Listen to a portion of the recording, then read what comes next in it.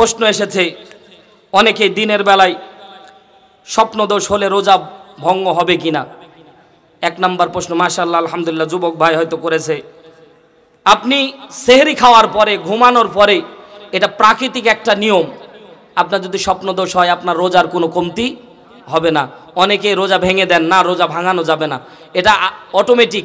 কিন্তু এখানে প্রশ্ন দাঁড়াইতে পারে, আপনি যদি ইচ্ছাকৃতভাবে আপনি যদি বীর্য বের করেন ইচ্ছাকৃতভাবে, তাহলে আপনার রোজা নষ্ট হয়ে যাবে। এখানে মজার ব্যাপার একটা বলি, রোজা আল্লাহ তাআলার একটা দামি আমল। এই আমলটা হচ্ছে এত দামি, আল্লাহ তাআলা বলছে তোমরা রমজান মাসে রোজা রাখো। যারা স্বাস্থ্যবান, যারা সামর্থ্যবান তারা রোজা রাখো। যারা অভাবী, এখানে অভাবীদেরকেও আল্লাহ তাআলা রোজা রাখার কথা বলেছে। কিন্তু যারা সফরে থাকো, আওয়ালা সাফারিন, যারা সফরে থাকো অথবা যারা অসুস্থতায় ভোগো, অসুস্থতায় যারা চূড়ান্ত অসুস্থতায় ভোগে, আল্লাহ তাদেরকে রুখসত দিয়েছে। জোরে বলেন সুবহানাল্লাহ। তাহলে একটা জিনিস মনে রাখেন, রোজার জন্য 1 নাম্বার কাফফারা, 1 নাম্বার কাজা, 1 নাম্বার কাজা, 2 নাম্বার কাফফারা, 3 নাম্বার ফিদিয়া। 3টা জিনিস বুঝেন। কাজা হলো আপনি সফরে আছেন, সফরে থাকলে আপনি ইচ্ছা করলে রোজা রাখতে পারেন, ইচ্ছা করলে ভেঙে দিতে পারেন, আপনার এটা ইখতিয়ার আছে। ভেঙে দিয়েছেন, জয়টা রোজা ভাঙবেন, পরবর্তী কাজা আদায় করবেন। মা বোনদের মাসিক সমস্যা হয়েছে, জয় দিন সমস্যা থাকবে, তয় দিন তারা রোজা কাজা পরবর্তী আদায় করবে। আলহামদুলিল্লাহ বলেন, এটা হচ্ছে কাজা। অসুস্থ আছেন, আপনি পরবর্তী সুস্থ হওয়ার চান্স আছে, আপনি পরবর্তী আদায় করবেন। আপনার উপর আল্লাহ বাধ্যবাধকতা দিচ্ছে না। জোরে বলেন না সুবহানাল্লাহ। এত দামি, আল্লাহ তাআলা দামি একটা আমল দিয়েছে, অথচ আল্লাহ আপনাকে রুখসত দিয়েছে। আর যে আপনি খুব অসুস্থ, মরে যাওয়া ভাব, আল্লাহ বলছে তোমার রোজা রাখার দরকার নাই, পরবর্তী যদি সুস্থ হওয়ার চান্স থাকে তাহলে কাজা আদায় করে নিবা। জয়টা রোজা ভেঙেছে, জয়টা রোজা কাজা হয়েছে, পরবর্তী আদায় করবে, এটা হচ্ছে কাজা। কাফফারা, কাফফারা একটা জিনিসের জন্য হয়, যদি ইচ্ছাকৃত কেউ যদি স্ত্রী সহবাস করেন। রোজা রাখা অবস্থায় স্ত্রী সহবাস করা হারাম। আবারও বলছি, রোজা রাখা অবস্থায় স্ত্রী সহবাস করা হারাম। কেউ যদি ইচ্ছাকৃত স্ত্রী সহবাস করেন তাকে কাফফারা আদায় করতে হবে। কাফফারা আদায় করতে হবে 60টি রোজা, টানা 60টি রোজা রাখতে হবে টানা। একদিন যদি মিস করেন আবার 60 দিন, তাহলে সহজ, কাফফারা সহজ। ইচ্ছাকৃত কেউ যদি রোজা ভেঙে দেয় কাফফারা দিতে হবে। ইচ্ছাকৃত কেউ যদি রোজা ভেঙে দেন, স্ব ইচ্ছায় সজ্ঞানে, যদি আপনার সামর্থ্য থাকার পরেও আপনি রোজা রাখেন নাই, আপনাকে কাফফারা দেওয়া লাগবে। একটা রোজার কাফফারা টানা 60 দিন রোজা। অনেক মুসনাদে আহমদের ভিতরে হাদিস এসেছে, আল্লাহর নবী বলে মরার আগ পর্যন্ত একটা রোজার কাফফারা আদায় করলেও এর সমপরিমাণ হবে না। সুবহানাল্লাহ। তাহলে একটা রোজার দাম কত? টানা 60 দিন রোজা রাখবেন। যদি না পারেন টানা 60 দিন একজন এতিমকে আপনি ভরণ পোষণ দিবেন। 3 নাম্বার ফিদিয়া। আপনি অসুস্থ, আপনার মা অসুস্থ, খুব অসুস্থ, আপনার মায়ের সুস্থতা হওয়ার কোনো চান্স নাই, এরকম মুরব্বী আছে না, এদের জন্য ফিদিয়া দিবেন। ফিদিয়াটা কি? ফিদিয়ার পরিমাণ হলো, আল্লাহ নবী সাল্লাল্লাহু আলাইহি সাল্লাম বলেন যে তুমি একটা এতিম অথবা মিসকিনকে টানা 30 দিন তুমি খাওয়াবা। সুবহানাল্লাহ বলে, এটা ফিদিয়া আদায় হবে, সেও সওয়াবের ভাগিদার হবে। এই যে ব্যক্তির জন্য ফিদিয়া দেওয়া হচ্ছে সেও সমপরিমাণ সওয়াব পাবে, কারো ঘাটতি হবে।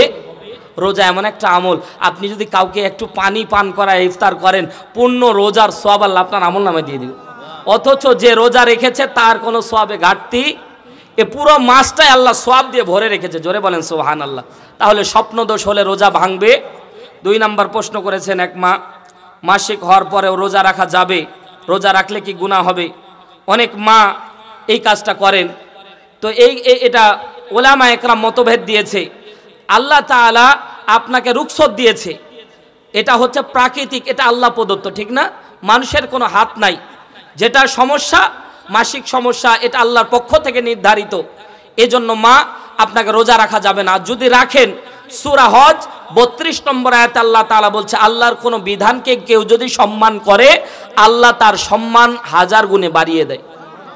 কেউ যদি সম্মান দিয়ে যে মানুষের রোজাদার মানুষের সামনে খাবো, কেমনটা লাগতেছে, তো আমি রোজা রাখবো, তো রোজা রাখলে আপনি গুনাহগার হবেন না, তবে এই জায়গায় রাসূল সাল্লাল্লাহু আলাইহি সাল্লামের একটা হাদিস, আপনি কোনো সওয়াব পাবেন না। হযরতে মাইমুনা রাদিয়াল্লাহু তাআলা আনহা এই জায়গায় হাদিস বর্ণনা করেছে, আল্লাহ নবীকে প্রশ্ন করেছিলেন, ইয়া রাসূলুল্লাহ, আমি যদি সম্মান দেখিয়ে রোজা রাখি তাহলে কি আমি গুনাহগার হব? আল্লাহ নবী বলছেন, গুনাহগার হবা না, কিন্তু সওয়াবও পাবা না। সুবহানাল্লাহ বলেন।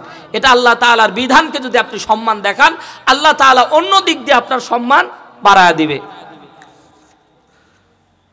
প্রশ্ন করেছেন, মাশাআল্লাহ, রমজান মাসে তো শয়তান বাধা থাকে, তাহলে মানুষ পাপ করে কেন?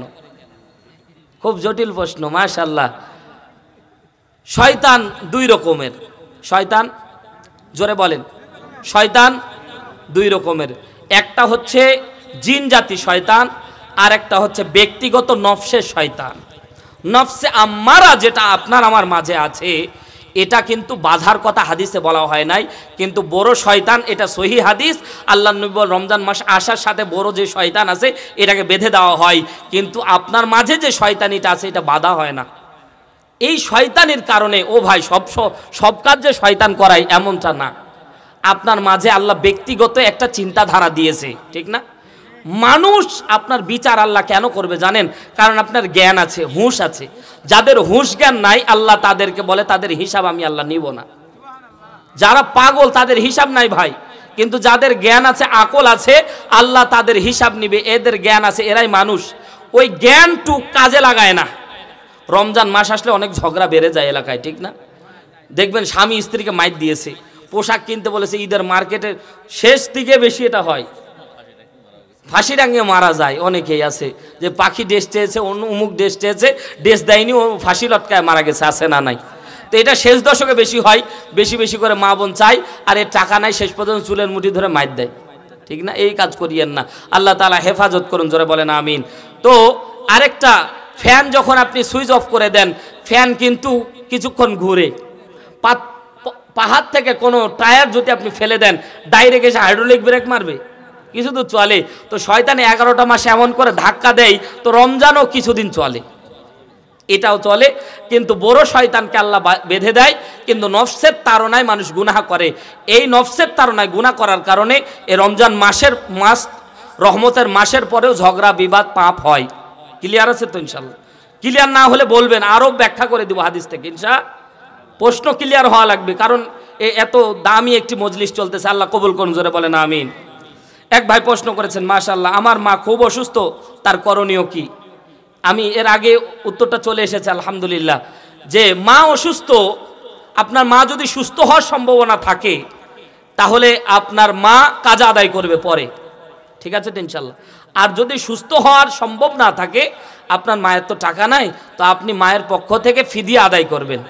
একটা এতিমকে খাদ্য খাবার দিবেন, ভরণ পোষণ দিবেন, আপনার মায়ের রোজার বদৌলতে আল্লাহ তাআলা আপনার মাকেও সাবধান করে দিবে। জোরে বলেন সুবহানাল্লাহ। এটা আল্লাহ তাআলার বিশেষ একটা অনুগ্রহ।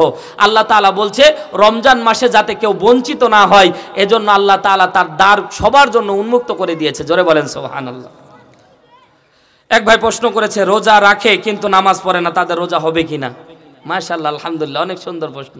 অনেকে রোজা রাখে, নামাজ পড়ে, আছে না? রোজা রাখে কিন্তু নামাজ পড়ে না। এটা তো ইয়ার মতো হইল যে সুন্নাত, পাগড়ি বাঁধা সুন্নাত, তো লুঙ্গি খুলে পাগড়ি বাঁধতেছে, ঠিক না? নামাজ স্বতন্ত্র ইবাদত, তবে রোজার আগে নামাজ, রোজার আগে রোজা তো রাখতেই হবে, রোজা না রাখলে আলাদা গুনাহ, কিন্তু নামাজ পড়তেই হবে। মান তারাকাস সালাত মুতাআম্মিদান ফাকাদ কাফার, বাইনাল আবদি বাইনাল কুফরি তারকুস সালাত। আল্লাহ নবী বলেছেন, কেউ যদি সালাত ইচ্ছাকৃত ছেড়ে দেয়, সে কুফরি করলো। ইমাম আবু হানিফা রহমতুল্লাহ আলাইহি বলে, টানা কুফরি করার কারণে সে কাফের হয়ে যায়। তা আপনি কাফের হয়ে গেলে আপনি তো, আপনার রোজার দরকারই নাই, ঠিক না? এজন্য নামাজ পড়তে হবে। এক ভাই প্রশ্ন করেছেন, রোজা অবস্থায় থুতু গিলে খাওয়া জায়েজ কিনা, খেলে রোজা ভেঙে যাবে কিনা? মাশাআল্লাহ, অনেক সুন্দর প্রশ্ন। শুরুর দিকে এটা আমাদের ছোট বাচ্চা কাচ্চা যারা রোজা রাখে তারা বেশি করে, খালি থুতু ফেলে, থুতু ফেলে। থুতুটা ভিতরেগত দিক, এজন্য ইমামগণ এবং মুস্তাহিদগণ এ ব্যাপারে ঐকমত পোষণ করেছে। জমহুর উলামায়ে কেরাম ঐকমত পোষণ করেছে, কেউ যদি থুতু খেয়ে ফেলে এতে তার রোজার কোনো কমতি বা ঘাটতি হবে না, তার রোজা হয়ে যাবে। কেউ যদি ফেলে দেয় এটা তার জন্য উত্তম, কারণ ওই কাশিতে বা থুতুতে অনেক অ্যান্টিভাইরাস থাকে। আপনি যে কাজটা ফেলতেছেন এই কাজটা অ্যান্টিভাইরাস থাকে। এই যে আমার দোস্ত বলেছেন আমার সন্তান অসুস্থ, তার অসুস্থতার পিছনে কারণ হলো তার হাড় ছিদ্র, সে যখন তার ঠান্ডা লাগে তখন কফ বুকের মধ্যে বসে যায়, তখন শ্বাস নিতে পারে না, এটাকে নিউমোনিয়া বলা হয়। তো সন্তানেরা ফেলতে পারে না ওটা, আমরা তো হ্যাক করে ফেলে দেই বা নাক দিয়ে ঝেড়ে ফেলে দেই, কিন্তু তারা পারে না, এজন্য তাদেরটা বসে যায়। এজন্য এটাতে অনেক জীবাণু আছে, এজন্য স্বাস্থ্যবিজ্ঞান বলে এটা না খাওয়াই উত্তম, ফেলে দেওয়াই উত্তম।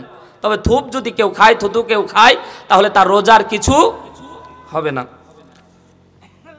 গুরুত্বপূর্ণ প্রশ্ন কিন্তু এগুলো জানা অতীব জরুরি। মাশাআল্লাহ, এক মা প্রশ্ন করেছে মাসিক হলে মেয়েদের করণীয় কি, এটার উত্তর চলে এসেছে। আপনি ইচ্ছা করলে এটা আল্লাহ তাআলা পক্ষ থেকে আপনি ছেড়ে দেবেন, পরবর্তীতে আপনি কাজা আদায় করে নেবেন, আল্লাহ তাআলা কবুল করুন। এক ভাই প্রশ্ন করেছেন রমজানে ইতিকাফ নিয়ে বিভ্রান্ত মাসআলার জন্য অনেকে ইতিকাফ করে না। মাশাআল্লাহ, অনেক সুন্দর প্রশ্ন। ইতিকাফ এটা দামি আমল, সুবহানাল্লাহ, জোরে বলেন। আমাদের মহল্লাগুলিতে তো ইতিকাফের লোক পাওয়া যায় না, পরে টাকা দিয়ে রাখার লাগে, ঠিক না? অথচ ইতিকাফ আল্লাহর নবী সাল্লাল্লাহু আলাইহি সাল্লামের আম্মা জান আয়েশা সিদ্দিকা রাদিয়াল্লাহু তাআলা আনহা বর্ণনা করছে, আমার দেখা অবস্থায় আমি কোনোদিন রাসূল সাল্লাল্লাহু আলাইহি সাল্লামকে শেষ রমাদানের 10 দিন আমি বাড়িতে থাকতে দেখিনি। আল্লাহর নবী প্রত্যেক রমজানে ইতিকাফ থাকতেন, সুবহানাল্লাহ। 10 দিন ইতিকাফ থাকলে আল্লাহর নবী সাল্লাল্লাহু আলাইহি সাল্লাম বলছে, কেউ যদি আল্লাহর জন্য ইতিকাফ থাকে আল্লাহ তাআলা তার তামাম গুনাহ মাফ করে দেয়, তাকে মাসুম বানায় দেয়। জোরে বলেন সুবহানাল্লাহ। ইতিকাফ অনেক দামি আমল, টাকা দিয়ে ইতিকাফ থাকা লাগবে। এই অনেকেই মাসালার জন্য, অনেকেই আমরা ইখতিলাফের জন্য অনেকে ইতিকাফ থাকি না, কিন্তু ইতিকাফ থাকা যাদের সুযোগ আছে, কাজ কামের ব্যস্ততা নাই, তারা আমরা নির্দ্বিধায় ইতিকাফ থাকবো ইনশাআল্লাহ। এটা নিজের জন্য কল্যাণকর, কারণ আল্লাহ নবী সাল্লাল্লাহু আলাইহি সাল্লাম বলেছেন 3টা আমল সরাসরি আল্লাহ তাআলার কাছে পাওয়া যায়। 3টা আমল করা মাত্রই আল্লাহ তাআলা অন্তরে প্রশান্তি দান করে। 1 নাম্বার, কেউ যদি দিল খুলে সিজদা দিতে পারে তাৎক্ষণিক প্রশান্তি আল্লাহ অন্তরে দান করে। 2 নম্বরে, কেউ যদি ইতিকাফ থাকে আল্লাহ তাআলা ইতিকাফকারীকে ডাইরেক্ট আল্লাহ তাআলা নিজ পক্ষ থেকে সাকিনা, আল্লাহ তাআলা অনুগ্রহ তার অন্তরে দান করে। জোরে বলেন সুবহানাল্লাহ। এটা যারা ইতিকাফ করে তারাই বুঝে, আর যারা টাকার জন্য ইতিকাফ আদায় করে এরা বুঝবে না, ঠিক না? নিজের থেকে ইতিকাফ রাখা লাগবে। 3 নম্বর, আরাফার ময়দানে কেউ যদি দোয়া করে থাকেন জোহর থেকে মাগরিব পর্যন্ত, আরাফার দোয়া করতে দেরি হয়, অন্তরে প্রশান্তি পেতে দেরি হয় না। সুবহানাল্লাহ, জোরে বলেন। এই 3টা জায়গায় তাড়াতাড়ি পাওয়া যায়, এজন্য ইতিকাফ আমরা থাকবো ইনশাআল্লাহ। প্রশ্ন করেছেন ইচ্ছাকৃতভাবে রোজা ভাঙলে তার কাফফারা কি, ফিদিয়া কাফফারা? হ্যাঁ, এটা উত্তর হয়ে গেছে। অসুস্থ থাকলে করণীয়, উত্তর হয়ে গেছে, ঠিক না? এক ভাই প্রশ্ন করেছেন মাশাআল্লাহ, দ্রব্য মূল্যেও রমজান মাস আসলে দ্রব্য মূল্যের দাম বাড়ায় দেওয়া হয়, আপনার মতামত কি? আমার মতামত কি? সবার মতামত এক। পৃথিবীর সব রাষ্ট্রের মধ্যে পশ্চিমা রাষ্ট্রের দিকে তাকায় দেখেন, রমজান মাস আসলে তারা পণ্য দ্রব্য শিথিল করে দেয় যাতে মানুষ কিনতে পারে। আর আমার দেশের কিছু পুঁজিবাদ আছে, এরা রমজান মাসের আগের 15 দিন পর্যন্ত তারা মজুদ করে দাম বাড়ায় দেওয়ার জন্য। মূল এই যে চালের দাম, খেজুরের দাম, ছোলার দাম, ডাইলের দাম, এগুলো মোটামুটি কায়দা ঊর্ধ্বগতিতে বাড়ায় দেয়। অথচ অন্যান্য রাষ্ট্রে সওয়াব পাওয়ার নিয়তে তারা দাম কমায় দেয় যাতে করে রোজাদাররা পরিতৃপ্তি সহকারে খেতে পারে। সুবহানাল্লাহ বলে। তাহলে যারা ওই যে টুপি মাথায় দিয়ে হাজী সাহেব হয়ে দাম বাড়ায় দেয়, এরা হচ্ছে পাকা শয়তান। কথা জোরে বলেন, ঠিক কি না? এজন্য পণ্য দ্রব্যের দাম যে যত পারবেন শিথিল করে দিবেন। যতটুক লাভ না করলে আপনার পরিবার চলবে না, অতটুক নিয়ে আপনি সেল করে দিবেন। এতে একদিক দিয়ে আপনি সমাজের উপকার করতেছেন, আরেক দিয়ে রবের কাছে আপনি একটা সওয়াবের ভাগীদারি হচ্ছেন। সুবহানাল্লাহ বলেন। আপনি নিজের অজান্তে অনেক সওয়াব পাচ্ছেন, কারণ একটা গরিব ব্যক্তি যখন গরুর মাংস 700 টাকার জায়গায় 300 টাকা পাবে, সে 1 কেজি কিনে খাবে, তৃপ্তি সহকারে যখন খাবে একটু দোয়া করবে, ঠিক না? ওই দোয়াটা অটোমেটিক আল্লাহর কাছে কবুল হবে।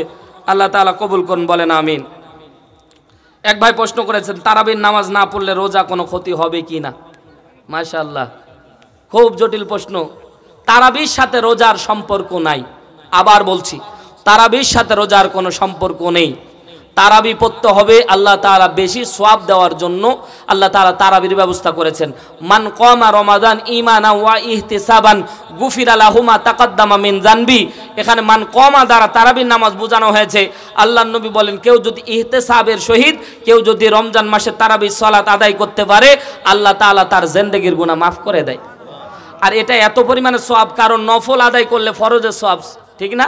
এই যে আপনি সুন্নাত আদায় করতেছেন, তারাবির নামাজ কি ফরজ না? সুন্নাত। তারাবির নামাজ ইখতিলাফ আছে, 8 রিকাত, 20 রিকাত, 22 রিকাত, 32 রিকাত, মারামারি করেন। যে যতটুকু পারবেন আদায় করবেন। ইখতিলাফ নিয়ে মারামারি করে কোনো লাভ।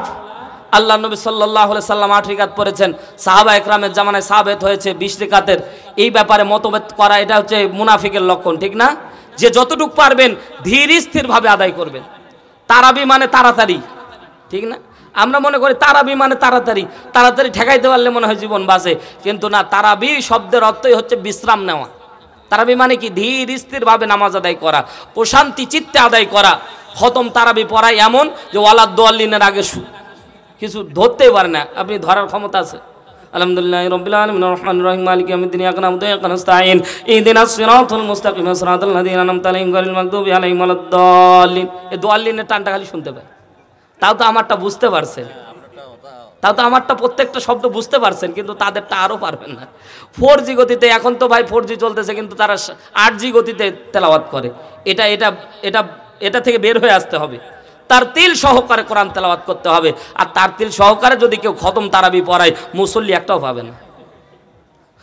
আলহামদুলিল্লাহি রাব্বিল আলামিন আর রহমানির রহিম মালিকি ইয়াউমিদ্দিন ইয়্যাকা না'বুদু ওয়া ইয়্যাকা নাস্তাঈন ইহদিনাস সিরাতাল মুস্তাকিম সিরাতাল লাযীনা আন'আমতা আলাইহিম গায়রিল মাগদুবি আলাইহিম ওয়ালাদ-দাল্লিন।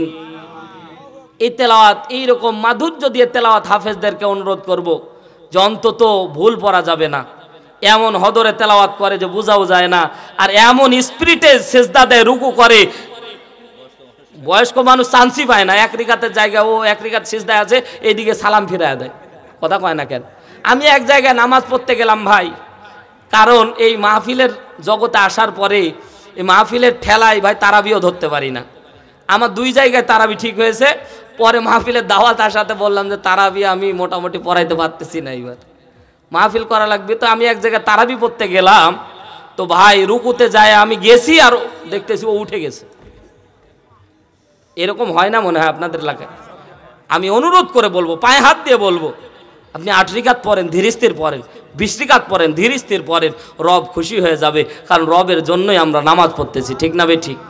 মা বোনদেরকে বলবো, ও মা বোনেরা, একটু ধীর স্থিরভাবে নামাজগুলি আদায় করবেন। আল্লাহ কবুল করুন, জোরে বলেন আমিন। এক ভাই প্রশ্ন করেছেন, সেহরি না খেয়ে রোজা হবে কি? অনিচ্ছাকৃতভাবে হ্যাঁ, রোজা হয়ে যাবে, কিন্তু কষ্ট হবে, এজন্য সেহরি খাও সুন্নাত। আল্লাহ নবী সাল্লাল্লাহু আলাইহি সাল্লাম বলেছে, তোমরা সেহরি খাও যাতে তোমাদের শরীর সুস্থ থাকে, কারণ আপনি যদি টানা না খেয়ে থাকেন অসুস্থ হয়ে যাবেন। এজন্য আল্লাহ তাআলা সেহরির ব্যবস্থা করেছে, জোরে বলেন না সুবহানাল্লাহ। সেহরি না খেলে রোজা হয়ে যাবে, কিন্তু কষ্ট হবে, এজন্য রাসূল সাল্লাল্লাহু আলাইহি সাল্লাম সেহরি খেতে বলেছে, এটা সুন্নাত। এক ভাই প্রশ্ন করেছেন, রোজা রেখে টিভি দেখা যাবে কিনা? ওরে সর্বনাশ! একটা জিনিস মাথায় রাখেন, রোজার আগে যেটা আপনার জন্য জায়েজ, রোজাতেও সেটা জায়েজ, ঠিক আছে তো ইনশাআল্লাহ? এমন কিছু দেখবেন না যাতে আপনার ঈমান আমল সব চলে যায়। অনেকেই আছে যে যুবকেরা এটা বেশি করে, রোজা রাখে আর সারাদিন তামিল মুভি দেখে, দিন কাটা দেয়, সময় পার হয় না, কাজ কাম নাই, বসে বসে খালি টিভি দেখতেছে, টিকটক দেখতেছে, খারাপ ভিডিও দেখতেছে, এতে কোনো লাভ হবে না। রোজার আগে যেটা আপনার জন্য হারাম, রোজাতেও সেটা আপনার জন্য কি হবে? হারাম হবে। টিভি, অশ্লীল গান বাদ্য বাজনা দেখে আপনি ফায়দা হাসিল করতে পারবেন না। এখন আপনি বুঝেন দেখা যাবে কি যাবে না? হ্যাঁ, কটকটি দেখা মানে ফরজ আপনার জন্য। কটকটি মানে তো জীবন শেষ, সমাজটা ধ্বংসই তো করলো কটকটিতে, ঠিক না বে ঠিক? কারণ এরা কটকটি এবং যত নাটক, সিনেমা, স্টার জলসা, জি বাংলা, যেগুলো আমাদের সমাজের মধ্যে সিরিয়াল, মা বোনেরা কিন্তু রমজান মাসে এগুলো বেশি ফলো করে। সময় কাটে না, তখন কি করবে? সিরিয়াল দেখে বসে আছে, কটকটি দেখতেছে। কটকটি দেখলে সমাজ এখন বিভ্রান্ত হয়ে যাচ্ছে, সমাজটা নষ্ট হয়ে যাচ্ছে। এজন্য কটকটি ফটকটি এগুলো দেখা যাবে না। দেখলে তেলাওয়াত শুনেন, ওয়াজ শুনেন, আলহামদুলিল্লাহ। এগুলো শুনলে তো সময় যায় না, ঠিক না? এক মা প্রশ্ন করেছেন, মাশাআল্লাহ, শাওয়াল মাসে 6টি রোজার আগে কাজা আদায় করতে হবে নাকি শাওয়ালের 6টি রোজা আগে আদায় করতে হবে? মাশাআল্লাহ, খুব গুরুত্বপূর্ণ প্রশ্ন। একটা জিনিস মাথায় রাখেন, আল্লাহ নবী সাল্লাল্লাহু আলাইহি সাল্লাম বলছে রমজানের পরে শাওয়ালের 6টি রোজা কেউ যদি রাখতে পারে আল্লাহ তাআলা 1 বছর রোজা রাখার সওয়াব তার আমলনামায় দিয়ে দেয়। এখন আলেম জমহুর ওলামা একরাম মত দিয়েছে, এখানে মত দুইটা, জোরে বলেন কয়টা? জমহুর ওলামা মত দিয়েছে যে রমজানের, কারণ কাজা মা বোনদের এটা কম্পালসারি, মাসে একবার হবেই, 3 দিন 5 দিন 7 দিন, তো এরা কাজা আগে আদায় করবে নাকি শাওয়ালের রোজা আদায় করবে? জমহুর ওলামা একরাম মত দিয়েছে আগে কাজা আদায় করতে হবে, এটা 1 নম্বর মত। 2 নম্বর অধিকাংশ আলেম মত দিয়েছে, বড় বড় আলেম মত দিয়েছে যে শাওয়ালের রোজা নির্দিষ্ট আর রমজানের রোজা অনির্দিষ্ট, এজন্য শাওয়াল মাসের চাঁদ শেষ হয়ে গেলে এই রোজার ফজিলত আর থাকবে না, কিন্তু সে বছরে যে কোনো সময় আদায় করতে পারবে, এজন্য যে কোনো সময় আদায় করে নিলে হবে। তবে এখানে একটা মাসালা, গাণিতিক একটা মাসালা দেওয়া হয়েছে, একটা রোজা রাখলে আল্লাহ তাআলা তার আমল নামায় 10টা রোজার সওয়াব দেয়, এটা বুখারীর হাদিস। তো এখন হিসাব করে দেখলাম 30টা রোজা রাখলে 30 দিয়ে 10কে গুণ দিলে 300 হয়, কথা বুঝতেছেন? 30 দিয়ে 310কে গুণ দিলে কত হয়? 300, আর বছর পুরে 360 দিন, তো পরে শাওয়াল মাসে 6টা রোজা রাখলে আবার 10 দিয়ে গুণ দিলে 60 দিন, এই জন্য 360কে এইদিকে 36 দিয়ে গুণ করলে 360। সুবহানাল্লাহ বলবেন না? আর জোরে বলেন সুবহানাল্লাহ। এজন্য বলা হয়েছে 1 মাসের সওয়াব আল্লাহ দিবে, কারণ একটা রোজাতে 10টা আছে, 10কে 30 দিয়ে গুণ দিলে 300 আর 6 দিয়ে গুণ দিলে 60, 360 বছর কত দিনে? এক বছরের সওয়াব। সুবহানাল্লাহ জোরে বলেন। এজন্য জমহুর ওলামা একরাম মত দিয়েছে আগে আদায় করবেন, যদি না পারেন তাহলে বাধ্যবাধকতা না, পরে আদায় করতে পারেন, আগে শাওয়ালের রোজা আদায় করবেন, জোরে বলেন সুবহানাল্লাহ। এক মা প্রশ্ন করেছেন কাজা রোজার সাথে কাজা তারাবি আদায় করতে হবে কিনা? মাশাআল্লাহ, খুব জটিল প্রশ্ন। কাজা রোজার সাথে কাজা তারাবি, কারণ এটা মাদের খুব জটিল, কারণ তাদের 5, 3, 5, 7, 9টা রোজা চলে যায় কাজা, তো তারা পরে তারাবি আদায় করবে কিনা? জমহুর উলামা একরাম মত দিয়েছে তারাবির নামাজ আদায় করা লাগবে না, শুধু কাজা, শুধু রোজা রাখলেই হবে। সুবহানাল্লাহ জোরে বলেন। পরবর্তী তারাবির সওয়াব সে অটোমেটিক আল্লাহ তার আমল নামায় দিয়ে দিবে। সুবহানাল্লাহ বলেন। কারণ মা বোনদের রোজা রাখতেছে না, এটা তো বিধানকার, বলেন না বিধানকার, আল্লাহর পক্ষ থেকে বিধান আসার কারণে যত সওয়াব পুরুষ পেল তার আমলের কমতি আল্লাহ ওই মায়ের রাখবে না, আল্লাহ আমল দিয়ে দিবে। সুবহানাল্লাহ জোরে বলেন। এজন্য কষ্ট করা লাগবে না, মা তারাবি আদায় করতে হবে না। এক মা প্রশ্ন করেছেন ওষুধ খেয়ে মাসিক বন্ধ করলে 30টা রোজা রাখার নিয়ত করলে গুনাহ হবে কিনা? খুব গুরুত্বপূর্ণ প্রশ্ন বর্তমান বিজ্ঞানের আলোকে। মা খুব চালাক, দারুণ প্রশ্ন করেছে, কারণ এখন জেনারেশন আপডেট হচ্ছে। অনেক মা 30টা রোজা রাখার নিয়তে মাসিক পর্যন্ত ওষুধ খেয়ে বন্ধ করে দেয়, তো এটা জায়েজ আছে কিনা? তো এখানে প্রশ্ন আমি করতে চাই, এখানে একটা প্রশ্ন আসবে, যদি ওষুধ খেয়ে বড় ধরনের কোনো অসুবিধা হয় তাহলে এটা হারাম, তাহলে এটা বড় ধরনের কোনো সাইড ইফেক্ট যদি থাকে, যে তার শারীরিক, এই যে ডাক্তার মেহেদি ভাই আছে আমার পাশে, যদি ওষুধ খেয়ে সাইড ইফেক্ট বড় ধরনের থাকে তাহলে এটা হারাম হবে, ডাইরেক্ট হারাম হবে, ফতোয়া নেন। আর যদি সাইড ইফেক্ট না থাকে তাহলে সে 30টা রোজা রাখার নিয়তে সে খেতে পারে, এটা তার কোনো গুনাহ হবে না। আশা করি উত্তর পেয়েছেন, আল্লাহ কবুল করুন, জোরে বলেন আমিন। এক ভাই প্রশ্ন করেছেন রোজা অবস্থায় রক্ত দেওয়া যাবে কি? মাশাআল্লাহ, খুব গুরুত্বপূর্ণ প্রশ্ন।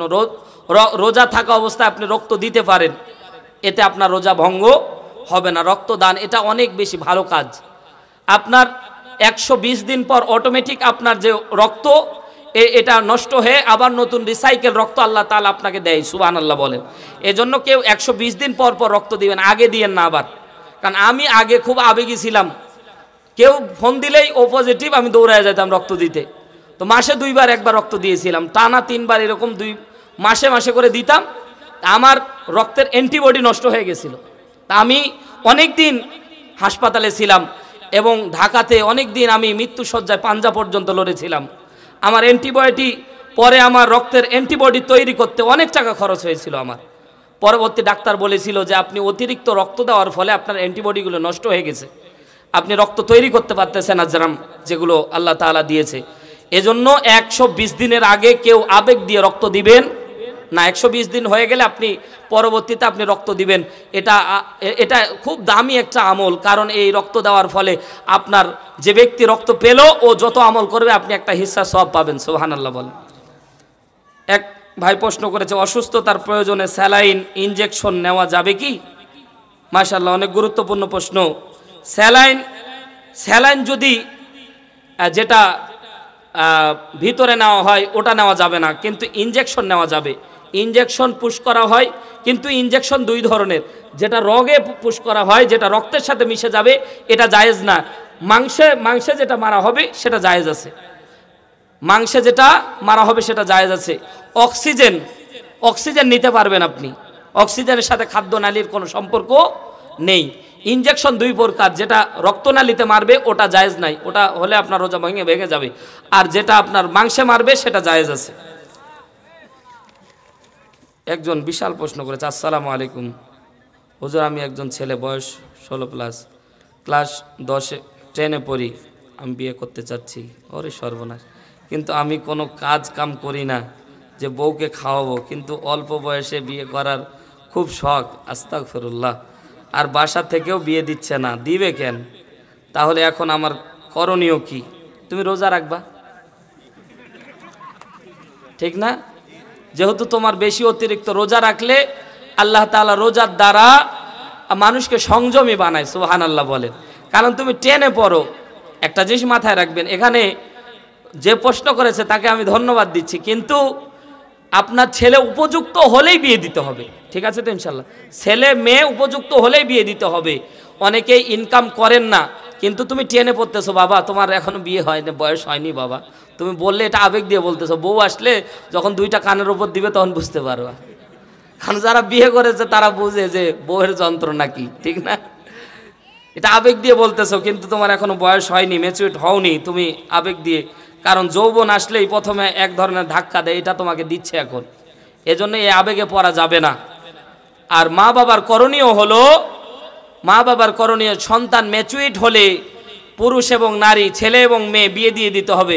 না হলে ম্যাচুরিট হওয়ার পরে আপনার মেয়ে ছেলে বিবাহ দেওয়ার বয়স হওয়ার পরেও আপনি বিয়ে দিচ্ছেন না, সে ইনকাম করতে পারবে না বলে সে যতগুলি গুনাহ করবে আপনি ভাগী হতে হবে। অনেক বর্তমান সময়ে ভাই এটা আমি দেখেছি, বিয়ে করতে গেলে এখন মেয়ে পাওয়া যাচ্ছে না, বয়সী বেলে হচ্ছে না। বিশ্ববিদ্যালয় পরে অনার্স মাস্টার শেষ, ওর বেলে বয়স হয় নাই, ও ঠিকই চিপাই যায় ধরা পড়তেছে। কথা কয় না কেন? ও ধরা পড়তেছে তখন ওর বয়স হচ্ছে নাকি বলেন? শুনতে খারাপ লাগতেছে। কারণ আমি যখন বিয়ের জন্য আমি বাড়িতে বললাম, আমিও ছাত্র অবস্থায় বিয়ে করেছি আলহামদুলিল্লাহ, আমি সেকেন্ড ইয়ারে থাকতে বিয়ে করেছি আলহামদুলিল্লাহ, বলবেন না? তা আল্লাহ তাআলা সূরা বাকারার 222 নম্বর আয়াতে আল্লাহ তাআলা স্পষ্টভাবে বলছে, সূরা নূরের 32 নম্বর আয়াতে আল্লাহ তাআলা বলছে, তোমরা অভাবের তাড়নায় বিয়ে করো না, বিয়ে করো আমি অভাব দূর করে দেব। আল্লাহ নবীর কাছে একজন সাহাবী আসলেন, বললেন ইয়া রাসূলুল্লাহ আমার অভাব দূর হচ্ছে না। আল্লাহ নবী বললেন একটা বিয়ে করো। কিছুদিন পর আবার আসলেন, ইয়া রাসূলুল্লাহ আমার অভাব তো দূর হচ্ছে না। আল্লাহ নবী বললেন আরেকটা বিয়ে করো। দুইটা বিয়ে করলো। কিছুদিন পর আবার আসলো, ইয়া রাসূলুল্লাহ আমার অভাব তো দূর হচ্ছে না। আল্লাহ নবী বললেন আরেকটা বিয়ে করো। আবার কিছুদিন পর আসলো, আল্লাহ নবী বলছে আরেকটা বিয়ে করো। 4টা বিয়ে করেছে। এবার এসে আল্লাহ নবীকে বলছেন ইয়া রাসূলুল্লাহ আমার অভাব তো দূর হচ্ছে না। আল্লাহ নবী মৃদু হেসে ধমক দিয়ে বলে, 4টা বউ চালাও, আবার অভাব আছে? সুবহানাল্লাহ বলবেন না? আমাদের সমাজের ভিতর একটা আপনাদের মাসালা এখানে বলি, কোরআনের ভিতর সূরা নিসা 3 নম্বর আয়াত, কথার পিছনে দলিল আছে।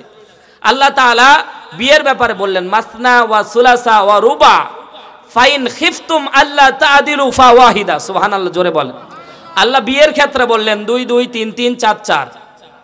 সুবহানাল্লাহ বলবেন না? আল্লাহ বললেন 2টা করো, 3টা করো, 4টা করো। মা বোন মনে মনে গালি দিচ্ছে আর বলছে হুজুরে এতক্ষণ ঠিক ছিল রে, হুজুরে মাইর দাও। 2টা বিয়ের জন্য উৎসাহিত করতেছে। ও মা, আপনার ওয়াজি সামনে আছে। আল্লাহ বলছেন যে 2টা করো কল্যাণ আছে, 3টা করো কল্যাণ আছে, 4টা করো কল্যাণ আছে।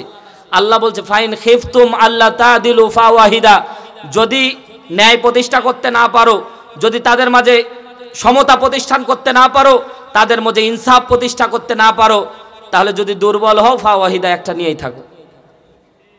আল্লাহ তাআলা দেখেন কি সুন্দর বিধান দিচ্ছে। 2টা যদি বিয়ে করেন 2টাকেই দেখতে হবে। ও বিয়ে করার পরে ছোট্ট টুনটুনি রেনে থাকবেন আর বড়টা ঘুরে বেড়াবে, হয় না?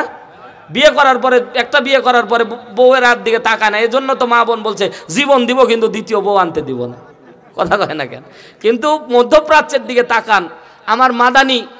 আমার মদিনা বিশ্ববিদ্যালয়ে আমার চান্স হয়ে গিয়েছিল 80%, 20%-এর জন্য যাইতে পারিনি, কপাল ছিল না। লটারি হয়, চূড়ান্ত পর্যায়ে বাছায় লটারি হয়, লটারিতে আমার নাম উঠে না, খালি সব দিক দিয়ে আমি ফিট হয়ে গেছি, যাইনি। তো আমার এক বন্ধু গেছে, তো বন্ধু একটা বিয়ে করছে, তো বন্ধুকে সৌদিয়ান এক বন্ধু জিজ্ঞাসা করতেছে, বন্ধু তুমি বিয়ে করছো কয়টা? কয় একটা। কিন্তু তুমি দুর্বল। কচ্ছে তারা মনে করে একটা বিয়ে মানে দুর্বল। তো কচ্ছে তুমি কয়টা? কচ্ছে 4টা করছি। কচ্ছে 4টা নিয়ে আসো। কয় 4টাই খুশি। সুবহানাল্লাহ, জোরে বল। তো তারা এই টার্গেট লাইট মারতেছে রে, এ কঠিন টার্গেটের মানুষ। এ আল্লাহর বান্দারা রাগ করতেছেন। তো তারা বুঝাচ্ছে যে ন্যায় প্রতিষ্ঠা করলে 2টা হলে তাদেরই উপকার, কারণ কাজ ভাগ করে নেবে 2জন। কিন্তু ভাই সতীন যখন আসে তখন ঘরের মধ্যে শান্তি থাকে না। এই জন্য মা বোন আমাদের সমাজের ভিতরে দ্বিতীয় বিয়ে করতে দেয়, এটা আমাদের দোষ, আমরা ন্যায় প্রতিষ্ঠা করতে পারি না। আল্লাহ বুঝার উপলব্ধি করার তৌফিক দান করুন। যে ছোট্ট ভাই এই প্রশ্ন করেছো তাকে বলবো যে তুমি পারলে রোজা রাখবা, আর না হলে তুমি সময় নাও, চাকরি বাকরি হলে আল্লাহ তাআলা তোমাকে কবুল করুন। তো মাশাআল্লাহ, আলহামদুলিল্লাহ, অনেকগুলি প্রশ্ন আমরা যেগুলো করেছেন এগুলি উত্তর দেওয়ার চেষ্টা